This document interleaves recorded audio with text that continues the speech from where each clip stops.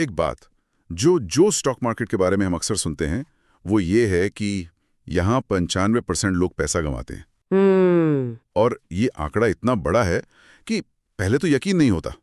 तो पहला सवाल यही उठता है कि क्या ये सब चार्ट्स, ये टेक्निकल एनालिसिस सब बेकार है? क्या ये काम नहीं करता? नहीं। लेकिन जो सोर्सेज हमने देखे वो कुछ और ही कहानी बताते हैं। बिल्कुल। और वो कहानी का जो सार है ना, वो अश्विनी गुजराल के एक बहुत ही दमदार कोट में है। वो कहते थे, चार्ट झूठ नहीं बोलते, ट्रेडर खुद को धोखा देता है। वाह। बस इसी एक लाइन में मतलब पूरी समस्या आ जाती है। गलती चार्ट्स में नहीं है या इंडिकेटर्स में नहीं है, गलती हमारे अंदर है, हमारे अनुशासन की कमी में, हमारे मनोविज्ञान में। तो आज हम इसी गुत्थी को सुलझाने वाले हैं। हम अश्विनी गुजराल के तरीकों और उनकी सिखाई बातों की गहराई में उतरेंगे, ये समझने के लिए कि चार्ट्स को असल में देखा कैसे जाता है, मार्केट की नब्ज मतलब ट्रेंड को कैसे पकड़ा जाता है, और सबसे जरूरी जो शायद सबसे मुश्किल भी है, हाँ, अपने नुकसान को छोटा और मुनाफे को बड़ा कैसे बनाया जाता है। ये सिर्फ एक स्किल की बात नहीं है, ये एक माइंडसेट की लड़ाई है। चलिए शुरू से शुरू करते हैं। अश्विनी गुजराल कौन थे? क्योंकि जिनकी हम बात कर रहे हैं उनकी बातों में वजन क्यों है ये जानना जरूरी है। सही बात है। सोर्सेज बताते हैं कि वो भारतीय बाजार के मतलब सबसे सम्मानित टेक्निकल ट्रेडर्स में से एक थे। सीएनबीसी, ईटी नाउ जैसे चैनलों पर तो दशकों तक लोगों ने उन्हें देखा है, सुना है, और वो सेबी रजिस्टर्ड ट्रेडर थे। उनका एक मूल विश्वास था जो मुझे लगता है हमारी पूरी बातचीत की नींव है। वो कहते थे, मार्केट भविष्य नहीं बताता, प्रोबेबिलिटी बताता है। ये सुनने में बहुत सीधा लगता है, पर ये बहुत गहरी बात है। ज्यादातर लोग मार्केट में एक जादुई गेंद ढूंढने आते हैं। हाँ, कि बस कोई बता दे कल क्या होगा। बिल्कुल, वो निश्चितता चाहते हैं, सर्टेनिटी। लेकिन गुजराल कहते थे कि ये संभावनाओं का खेल है, प्रोबेबिलिटीज का। जैसे शतरंज होता है ना, आप बस ये कह सकते हैं कि अगला मूव कौन सा बेहतर हो सकता है, ये नहीं कि जीत पक्की है। अच्छा। और इसी से उनका दूसरा बड़ा आइडिया जुड़ा है, chart is equal to crowd psychology. ये मुझे बहुत फैसिनेटिंग लगता है। मतलब ये जो चार्ट पर हरी और लाल मोमबत्तियां बनती हैं, ये सिर्फ कीमतें नहीं हैं। बिल्कुल नहीं, ये लाखों लोगों की भावनाओं का एक्सरे है। वो जो हरी कैंडल है, वो किसी की उम्मीद है, किसी का लालच है कि मार्केट और ऊपर जाएगा। और लाल वाली? डर है। हाँ, वो लाल कैंडल किसी का डर है, किसी की निराशा है। चार्ट असल में इंसानी डर और लालच के बीच चल रही एक जंग का लाइव टेलीकास्ट है। और ये काम इसलिए करता है क्योंकि इंसानी भावनाएं वो हजारों सालों से नहीं बदली हैं। सही बात है। जो पैटर्न 100 साल पहले काम करते थे वो आज भी करते हैं, क्योंकि डर और लालच आज भी वही हैं। प्राइस में सब कुछ शामिल होता है।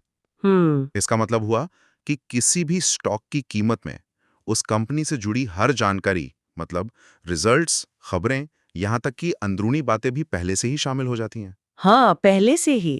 तो क्या इसका मतलब ये है कि सुबह सुबह सारे बिजनेस चैनल देखना और खबर पर ट्रेड करना असल में गलती हो सकती है? ये तो बहुतों के लिए चौंकाने वाली बात होगी। ये चौंकाने वाली भी है और कई लोगों के लिए एक कड़वी सच्चाई भी। आप सोचिए, जब कोई बड़ी खबर टीवी पर आती है और आप उसे सुनकर खरीदने या बेचने का फैसला करते हैं, हाँ, तो आपसे पहले उस खबर को कौन जानता था? कंपनी के प्रमोटर्स, बड़े फंड मैनेजर्स, अंदरूनी लोग, वो सब अपना दांव चल चुके होते हैं। अच्छा, मतलब हम लेट हैं। आप बहुत लेट है। जब तक खबर आप तक पहुंचती है, वो पुरानी हो चुकी होती है और कीमत में डिस्काउंट हो चुकी होती है। इसीलिए गुजराल कहते थे, खबरों के पीछे मत भागो, कीमत के पीछे चलो। प्राइस एक्शन सब कुछ बता देता है। तो अगर हमें कीमत को फॉलो करना है तो उसका सबसे पहला नियम क्या है? यहीं पर अश्वनी गुजराल का वो मशहूर नियम आता है, जिसे स्रोत बहुत सख्त शब्दों में कहते हैं, ट्रेंड के against trade equals slow suicide. मतलब ट्रेंड के खिलाफ जाना धीरे धीरे आत्महत्या करने जैसा है। ये सुनने में बहुत कठोर है। कठोर है लेकिन उतना ही सच्चा भी है। इसे ऐसे सोचिए, आप एक तेज बहती नदी में हैं। धारा के साथ तैरना कितना आसान है। बहुत आसान। और धारा के खिलाफ तैरने की कोशिश करना, आप कितनी भी ताकत लगा लें, आप थक जाएंगे और ज्यादा दूर नहीं जा पाएंगे। स्टॉक मार्केट का ट्रेंड भी वैसी ही एक धारा है। जब पूरा बाजार एक दिशा में जा रहा हो तो उसके खिलाफ जाकर हीरो बनने की कोशिश करना अपनी पूंजी को धीरे धीरे खत्म करने जैसा है। तो फिर इस ट्रेंड को पहचानने का कोई आसान तरीका है? क्योंकि नए लोगों के लिए तो चार्ट देखकर सब कुछ एक जैसा ही लगता है। बिल्कुल। सोर्सेज में इसका एक बहुत ही सरल और मैकेनिकल तरीका बताया गया है। अब ट्रेंड की पहचाने हायर हाइज, हायर लोज। अच्छा, ये थोड़ा समझाइए। इसे एक उदाहरण से समझते हैं। मान लीजिए कोई स्टॉक 100 से 120 जाता है, फिर थोड़ा गिरकर 110 पर आता है और फिर वहां से बढ़कर 130 तक चला जाता है। ठीक है। तो यहाँ क्या हुआ? नया हाई 130, पिछले हाई 120 से ऊपर है और नया लो 110, पिछले लो 100 से ऊपर है। बस यही एक स्वस्थ अप ट्रेंड का एक्स-रे है। और डाउन ट्रेंड इसका ठीक उल्टा। ठीक उल्टा। जब तक ये सिलसिला चल रहा है, ट्रेंड मजबूत है। तो इसका मतलब इसका जो प्रैक्टिकल यूज है वो ये हुआ कि अप ट्रेंड में हमें हर गिरावट पर खरीदने के मौके ढूंढने चाहिए। बिल्कुल। जैसे बाय ऑन डिप्स। हाँ, बाय ऑन डिप्स।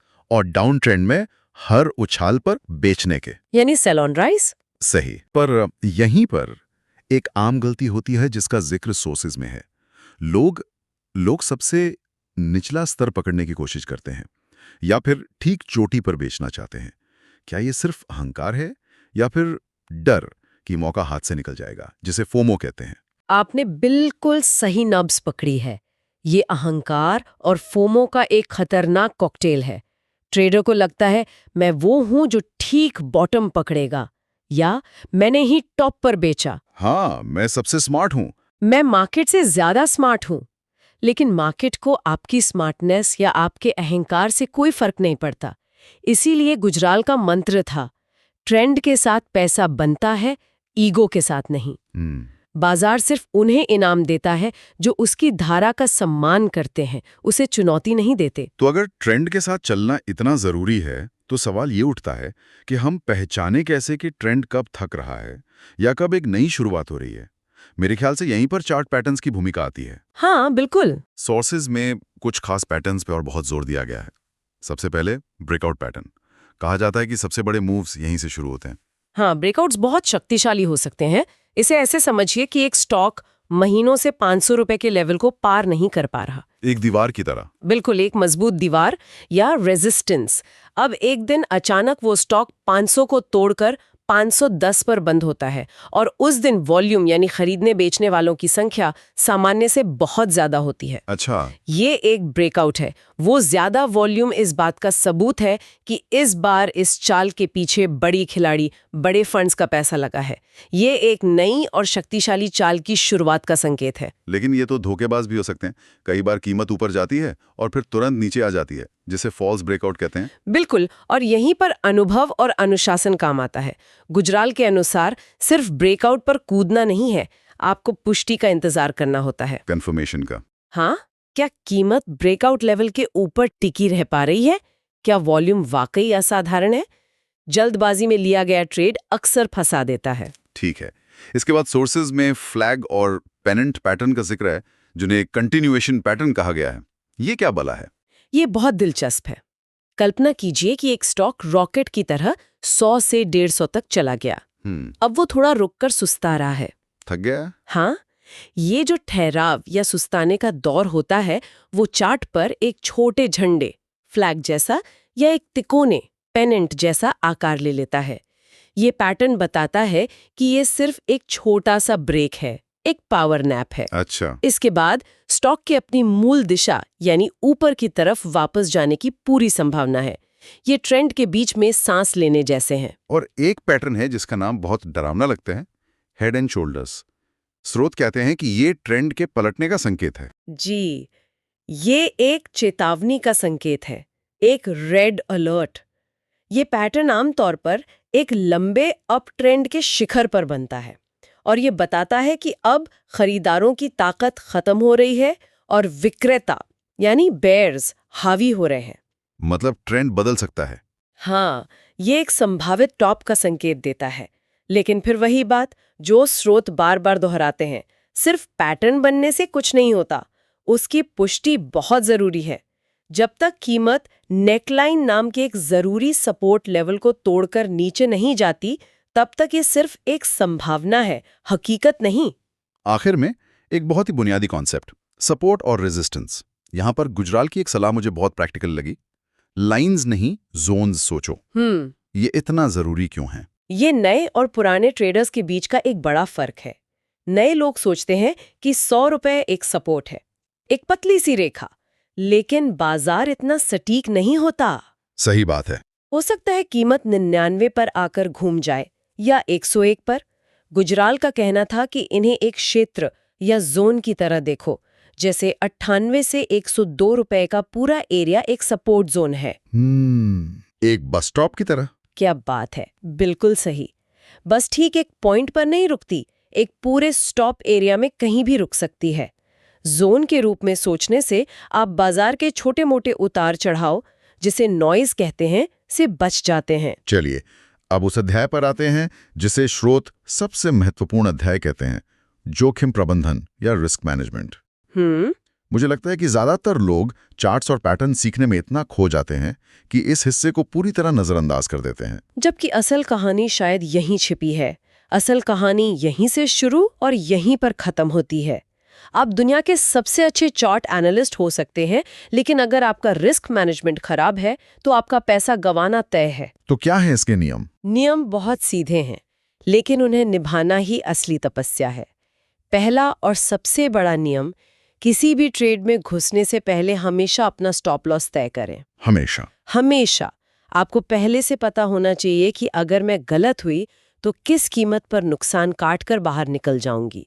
ये आपके इंश्योरेंस पॉलिसी की तरह है। और दूसरा नियम जो सोर्सेज में बताया गया है वो है प्रति ट्रेड अपनी कुल पूंजी का सिर्फ 1 से 2% ही दांव पर लगाना। ये सुनने में बहुत कम लगता है। हाँ, बहुत कम लगता है। अगर किसी के पास 1 लाख रुपए हैं तो वो एक ट्रेड में सिर्फ 1 या 2,000 का ही रिस्क ले सकता है। हाँ, और यही बात शौकिया लोगों को समझ नहीं आती। उन्हें लगता है इससे अमीर कैसे बनेंगे, लेकिन वो ये नहीं समझते कि ये अमीर बनने का नहीं बल्कि गेम में टिके रहने का नियम है। अगर आप एक ट्रेड में 10% का रिस्क लेते हैं तो लगातार 10 गलत ट्रेड्स और आपका अकाउंट साफ। लेकिन अगर आप 1% का रिस्क लेते हैं तो आपको अकाउंट साफ करने के लिए लगातार 100 बार गलत होना पड़ेगा, जो लगभग असंभव है। अच्छा। इसीलिए गुजराल का एक और मंत्र था, कैपिटल बचा, गेम में जिंदा। आपकी ट्रेडिंग पूंजी ही आपका औजार है, अगर वो खत्म तो खेल खत्म। इसी से जुड़ी एक बहुत गहरी बात सोर्सेज में लिखी है, ग्रेट ट्रेडर्स राइट नहीं होते, कंट्रोल्ड होते हैं। ये बात तो पूरे गेम को ही पलट देती है। ये ट्रेडिंग का सार है। हर कोई सही होना चाहता है, लेकिन महान ट्रेडर जानते हैं कि वो हर बार सही नहीं हो सकते। दुनिया के बेस्ट ट्रेडर्स की एक्यूरेसी भी 50-60% ही होती है। बस। हाँ, बस। फर्क ये है कि जब वे गलत होते हैं तो उनका नुकसान बहुत छोटा होता है, क्योंकि वो अपने स्टॉप लॉस का सम्मान करते हैं, और जब वे सही होते हैं तो वे अपने मुनाफे को दौड़ने देते हैं। और औसत ट्रेडर इसका उल्टा करता है। ठीक इसका उल्टा। थोड़ा सा मुनाफा देखकर डर के मारे बेच देता है और बड़े नुकसान को लेकर बैठा रहता है, इस उम्मीद में कि बाजार एक दिन वापस आएगा। वो उम्मीद उसे ले डूबती है। चेतावनी देते हैं। ये क्या है? ये वो 2 राक्षस हैं जो हर ट्रेडर का अकाउंट खाते हैं। रिवेंज ट्रेडिंग का मतलब है आपका एक स्टॉप लॉस हिट हुआ, आपको नुकसान हुआ और आपको गुस्सा आ गया। अब आप मार्केट से बदला लेने के लिए, उस नुकसान को तुरंत वापस पाने के लिए बिना सोचे समझे एक और ट्रेड ले लेते हैं। ये लगभग हमेशा और बड़े नुकसान पर ही खत्म होता है। और ओवर ट्रेडिंग? ओवर ट्रेडिंग का मतलब है बिना किसी ठोस वजह के, बिना किसी प्रॉपर सेटअप के हर छोटी मोटी हलचल पर ट्रेड करना। ये बोरियत से या जल्दी पैसा बनाने की बेचैनी से पैदा होता है। यहीं पर अश्वनी गुजराल का एक और प्रसिद्ध और थोड़ा विरोधाभासी उद्धरण काम आता है। कौन सा? ट्रेडिंग इज बोरिंग, अगर एक्साइटिंग है तो आप गलत कर रहे हो। ये तो बहुत ही अजीब बात है। हर फिल्म में, हर कहानी में ट्रेडिंग को बहुत रोमांचक, एड्रेनलिन से भरपूर दिखाया जाता है। और यही सबसे बड़ा छोट है। रोमांच का मतलब है आप डोपामीन की तलाश में हैं, मुनाफे की नहीं। एक क्लिक पर अमीर बनने का सपना जुए जैसा है। पेशेवर ट्रेडिंग उबाऊ इसलिए है क्योंकि ये एक फैक्ट्री चलाने जैसा है। एक ही प्रक्रिया रोज बिना किसी भावना के। एक अच्छा ट्रेडर शिकारी की तरह घंटों अपने सही मौके का इंतजार करता है, और जब मौका आता है तो वो बिना किसी भावना के अपना काम करता है, ट्रेड लेता है, स्टॉप लॉस लगाता है और सिस्टम को काम करने देता है। इसमें कोई रोमांच नहीं है, ये एक अनुशासित प्रक्रिया है। इसीलिए सोर्सेज में सफल ट्रेडर के गुण बताए गए हैं: धैर्यवान, अनुशासित और भावनाहीन। तो अगर हम इस पूरी बातचीत का सार निकालें, अश्विनी गुजराल की पूरी फिलॉसफी को कुछ लाइनों में समेटें, तो वो क्या होगा? ऐसा लगता है कि सब कुछ बुनियादी सिद्धांतों पर आकर टिक जाता है। अपने चार्ट्स को सरल रखो, अपने जोखिम को बहुत छोटा रखो और हमेशा बाजार की धारा यानी ट्रेंड के साथ चलो। बिल्कुल। और इन सब के ऊपर ये माइंडसेट कि बाजार में लगातार मुनाफा किस्मत या किसी सीक्रेट टिप से नहीं आता, वो कौशल, अनुशासन और उबाऊ दोहराव से आता है। ये एक गंभीर व्यवसाय है, कोई गोवा का कसीनो नहीं। जब कोई इस मानसिकता के साथ बाजार में आता है, तभी उसके लंबे समय तक टिके रहने और कामयाब होने की संभावना बनती है। एक अंतिम विचार के लिए सोर्सेज में एक लाइन है जो मेरे दिमाग में अटक गई है। मार्केट से नहीं, खुद से लड़ना पड़ता है। असली लड़ाई चार्ट्स पर नहीं, बल्कि हमारे अपने दिमाग के अंदर है। डर और लालच के खिलाफ एक आंतरिक लड़ाई। सही कहा। ये सुनने वालों के लिए एक सवाल छोड़ता है, ट्रेडिंग के अलावा जीवन के और कौन से क्षेत्र हैं जहां सफलता बाहरी दुनिया को जीतने से ज्यादा अपने अंदर के आवेगों और भावनाओं को नियंत्रित करने पर निर्भर करती है?